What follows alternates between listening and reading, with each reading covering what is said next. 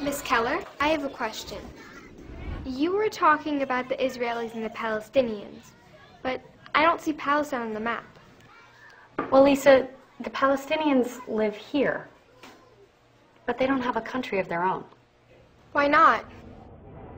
It's complicated, but let me try to explain. Both peoples wanted a country in a place they call the Holy Land.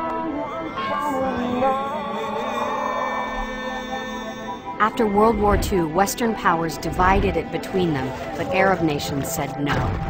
Over the years, wars were fought with the new country of Israel, and Israel won, taking control of Palestinian land.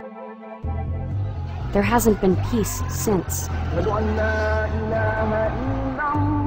Now 1.5 million Palestinians live in Gaza, packed into this tiny strip of land. And more are refugees in other countries or live here, in East Jerusalem and the West Bank. But Israeli governments have covered this Palestinian land with new Jewish towns called settlements.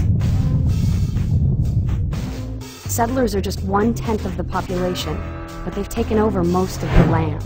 The settlements are like colonies, built to control as much land and water as possible. They're illegal under international law, but no one stops them. Some settlements have a lot of guns, but this is not the Wild West. They have malls, factories, and swimming pools. They get 3 times as much water as Palestinian villages, which have to deal with shortages and settlement sewage. The settlements are connected by a maze of roads, some only Israelis can use, while Palestinians can spend hours every day passing through military checkpoints just to get to school or work or even the hospital. Some Palestinians have never been able to visit relatives who live just miles away. Israel has also built a huge security wall that's taken over even more land. They cut some Palestinian villages down the middle, separating farmers from their lands and people from their friends and family.